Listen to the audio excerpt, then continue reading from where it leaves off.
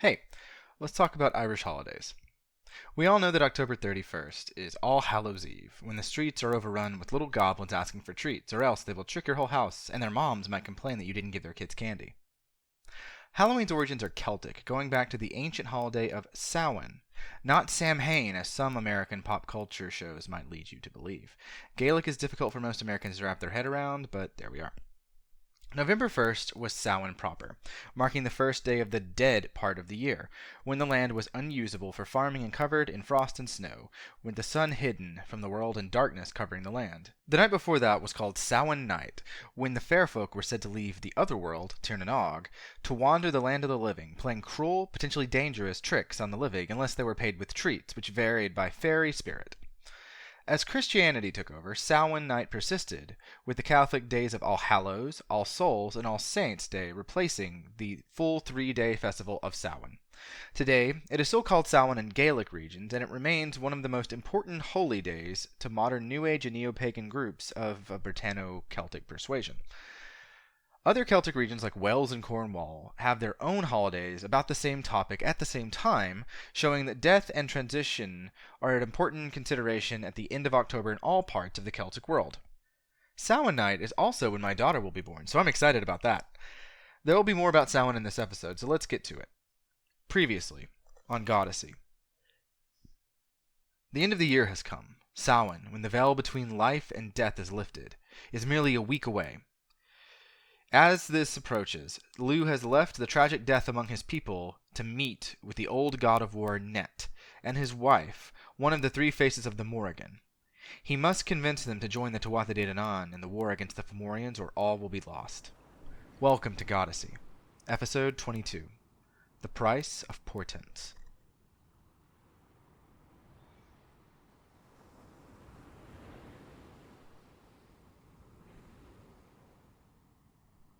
Lugh was cold, colder than he had been since his return to Ireland from Tir na Nog. The crashing of the waves seemed more distant this far from the edge of the stone island, but either way it was raining or misting from the sea, and Lugh was drenched. The cave of Net was hardly a livable space, a raised elevation of metamorphic rock that shielded him from the northern winds and blocked pools from forming in it. In essence, the one benefit of it was that it was dry, and for that reason it was livable. Shivering, the old man handed him a fur covering from a box in the back of the cave. "We cannot abide a fire. We rely on driftwood here, and tinder is sparse. It is not hospitable, but it is necessary." Lugh did not answer, instead looking back outside. He had seen the storehouse on their way to the cave, mistaking it for Net's home, and was surprised when he was led here. Context clues told him this was where Net lived, in spite of the storehouse. From beneath his cloak, Net seemed to notice this, and laughed his gnarly, gravelly laugh. "You thought we were going there? No, son of Cian, though that is where the women you seek are." Lugh turned back to Net. "Women? You have come for Nemain and Bav, have you not?" Lugh wasn't sure if he had heard him right or correctly.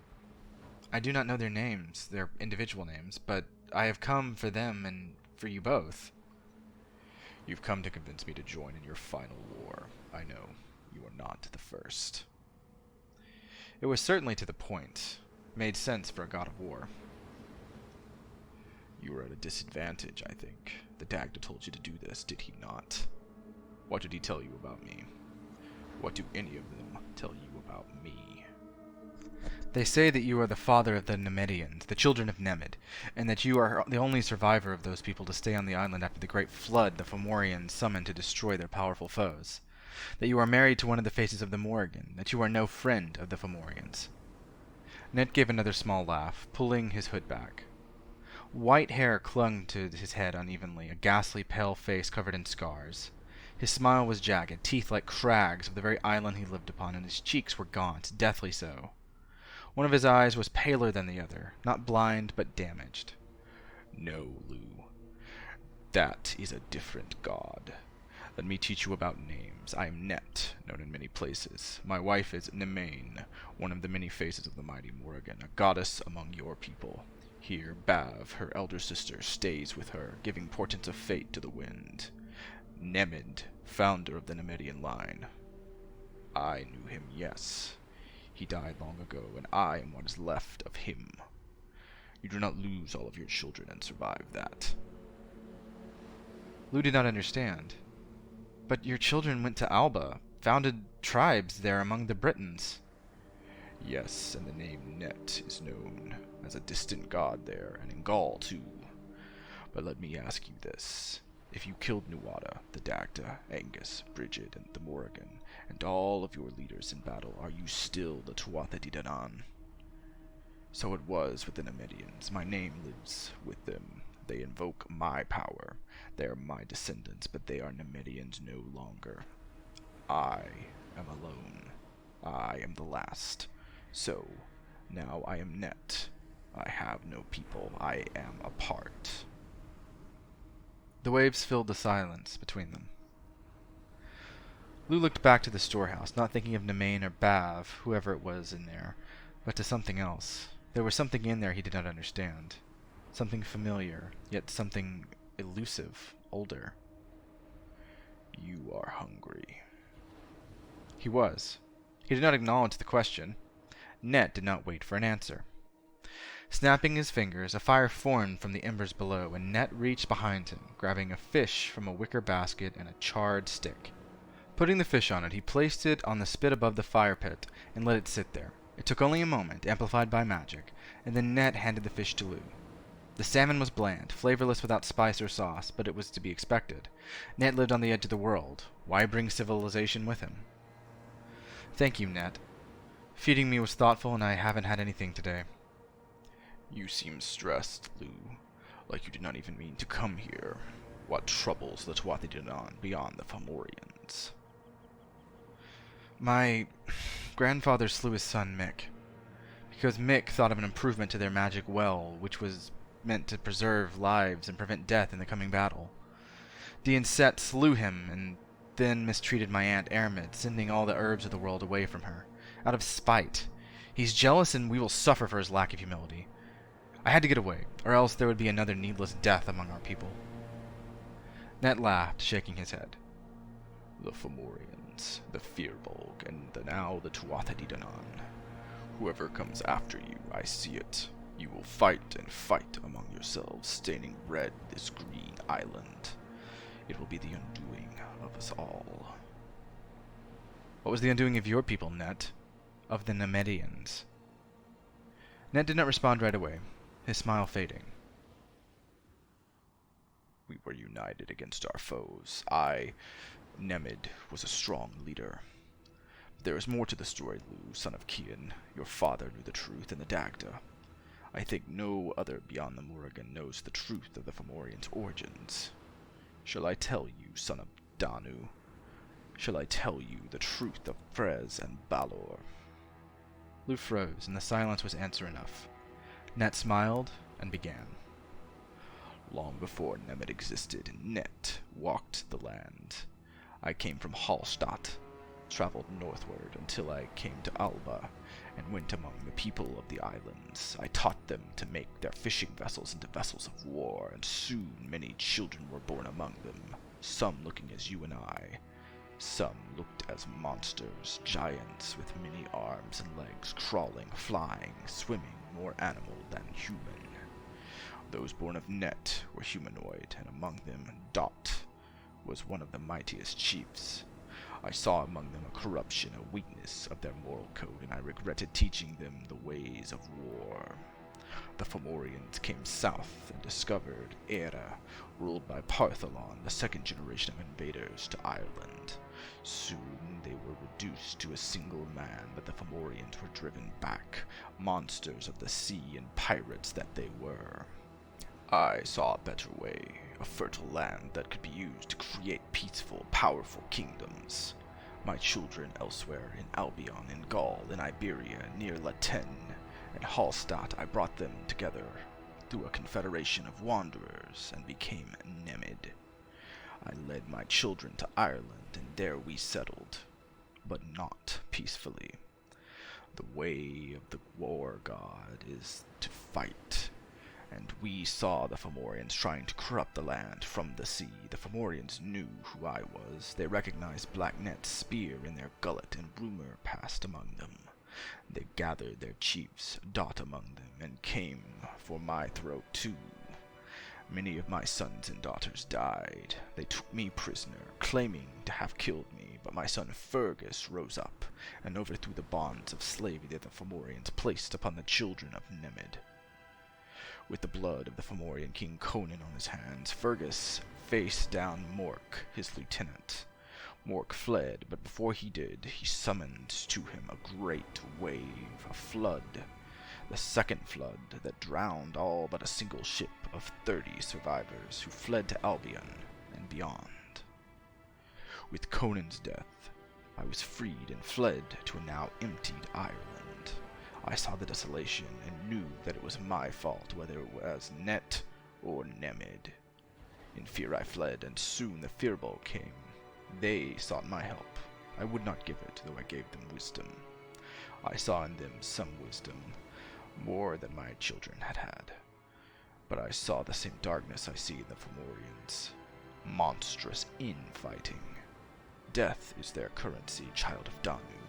The Fomorians came and fought with the Firbolg, and it was in the depths of this war that a third faction emerged, landing first here on my island.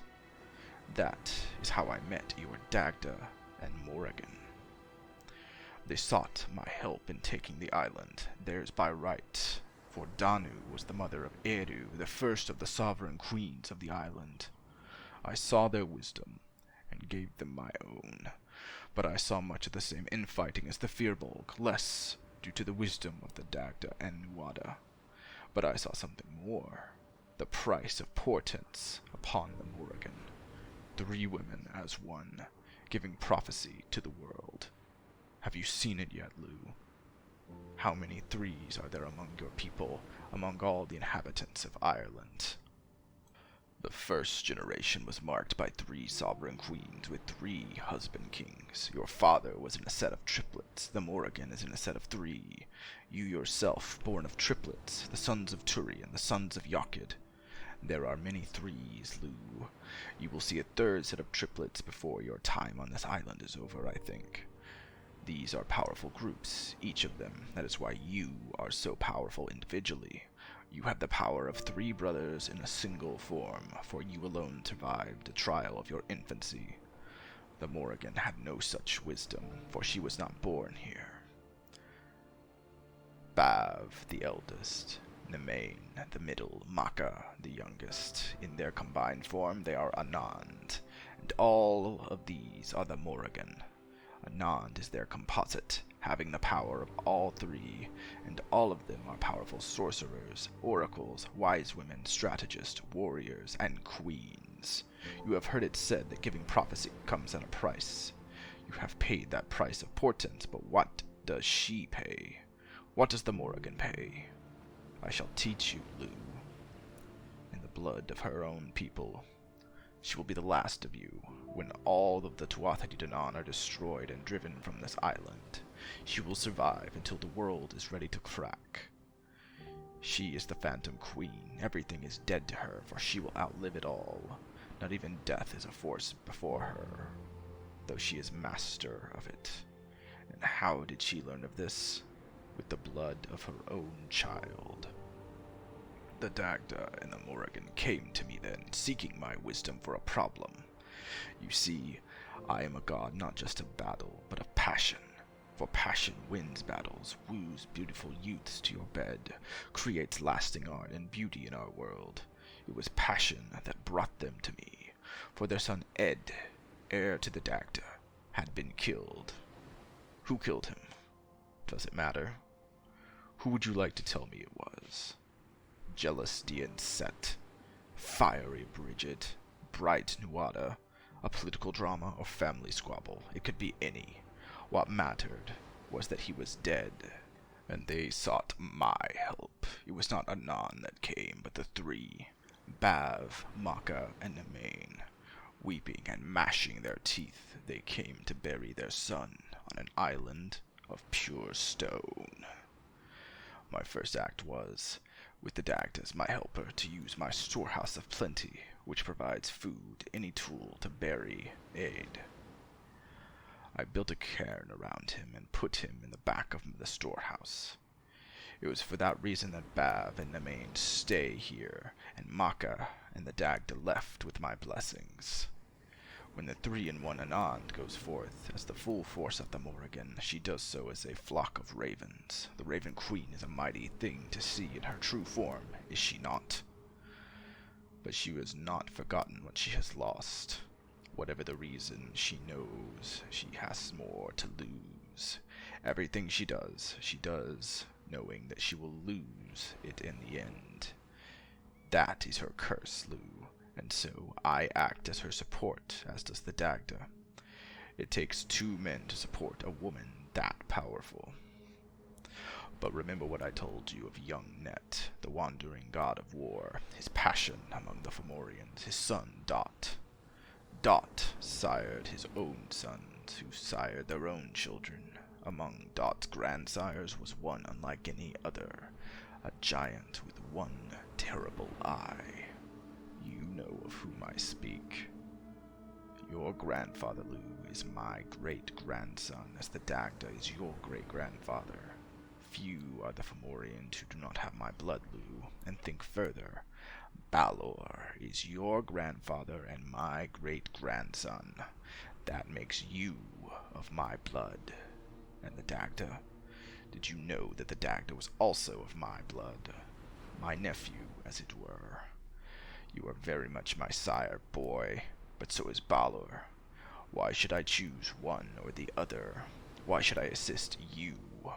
My blood will kill my blood, Fomorians will kill Fomorians, and Tuatha Dé Danann will kill Tuatha Dé Danann. And you plan on dragging the Firbolg into this too? Net shook his head. I am the god of war, but this is too much. Will the suffering ever end? Lugh was shocked. How can you say that? Of course it will. Do you not see? Whether you are Net or Nemid, the problem is clear. Partholon, Nemedian, Firbolg, Tuatha Dé, all have faced the Fomorians, all have tried to stave off their conquest and ruination of the island. Do you leave a blemish in your field for fear of destroying a leaf, when that single blemish will destroy your entire crop? If not for ourselves, but for the island, that future generations can inhabit it, should we not destroy the blight of the Fomorians? Net was quiet after that. He had spoken so much, said so much, that Lugh hurt from the realizations. That he was a descendant to Net, that Balor and the Dagda were both related to Net. Perhaps that was the answer. The blood of Net was what made them so warlike, doomed them the way it did. How long the 2 women had been standing there, Lugh could not know. Outside of the storehouse, the 2 women stared at him. Bav was old, incredibly old as she had been in Lugh's nightmares, with skin that clung to her, not unlike the Calyx's own. She dressed in black, with a necklace of raven skulls, and a cloak of feathers that shone green and blue with the fresh oil in the mist and winds. Her hair was curled by the waves, pushed back by the wind and flowing behind her, blonde and dyed deeper blonde by the sun that so rarely peeked here. Beside her was the woman Lugh had seen with Net at the Cayley that night, her hair dark and her dress looser. She had marks on her head, a sign of age and labor, but she was beautiful, desirable, and terrifying to him all at once. Bav smiled. Nemain looked stern, discerning. Above them, 2 ravens circled, with a third coming in off the western winds. Lugh sensed Maka coming, and feared the worst. Before she could arrive, a swirling mass of ravens rose up from Bav and Nemain, and the flock headed outward, moving towards the ravens from the west. They joined as one flock of crows and flew back to Ireland. For Samhain was coming, and they must prepare for the coming of the Dagda. The ritual is a physical one, you understand. I do not imagine he told you. The Dagda is a fertility god. That is why he went instead of Nuada. The Dagda is virile enough to survive the ritual, but it will cost him permanently, as it always does. Her curse runs deep, but it must run. She will take from him what she desires, what they both desire in truth. What is born of their union will be truth, and whatever that spawns, you will know it soon. But know this, Lugh. She is with you. That is what that meant. The Morrigan will stand with you at the final battle. Lugh was glad to hear that. It was harder for him to speak to the Morrigan, her intensity not lost on him. That did not answer his final question. And you? Net laughed, standing and walking away towards the storehouse. You will find out on the day of the battle. I shall reveal one last thing to you. The place of the final battle against King Indek and the Fomorians will be in the west. The Dagda will know more, know where, when the ritual is done. Stay safe on this Samhain. I fear the fair folk are no longer your friend. Ned entered the storehouse and shut the door behind him. Taking up his own spear, Lugh stretched his legs and took the steps home. But he did not say where, merely the west. Nuada sat upon his throne, Bridget beside him. The dinner fire burned, and the hall, while not packed, was full.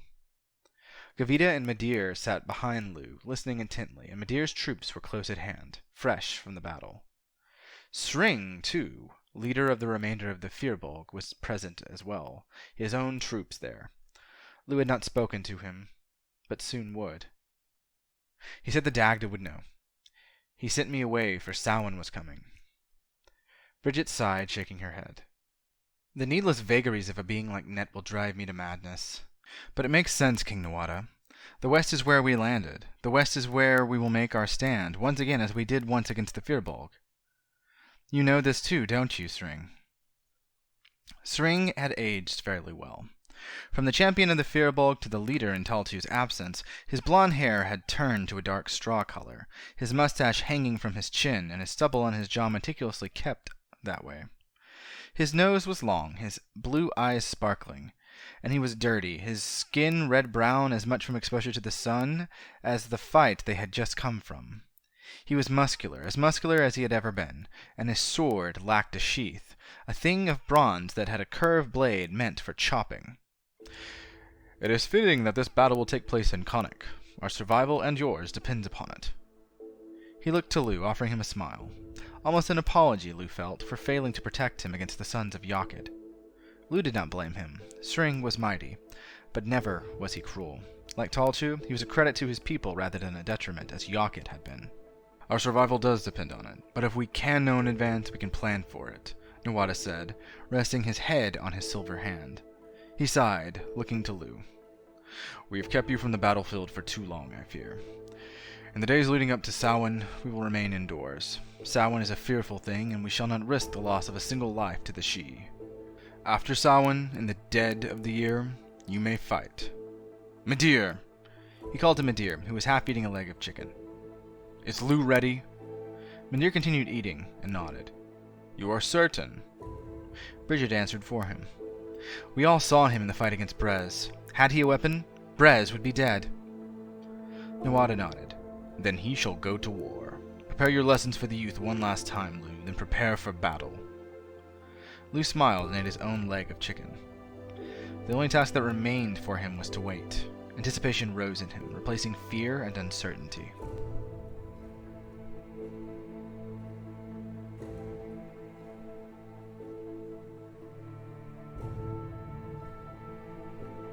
Goddessy is written, researched, and produced by Greg Wright. Additional writing and editing by Sydney Aker, who is looking forward to Samhain as much as I am. Music by Scott Buckley, whose Creative Commons tunes can be found at scottbuckley.com.au. Additional sounds by Tim Kahn. Want to support the show? Check us out on Patreon for early access episodes, behind-the-scenes shenanigans, and of course, previews into the next season. Or you can check us out on social media, where we take part in Mythology Monday, release fun tidbits now and again, and are just generally fun and sociable. Drop a line, I'll respond. If given a treat, if not provided one, tricks are in store. Goddessy updates every Monday. See you next week.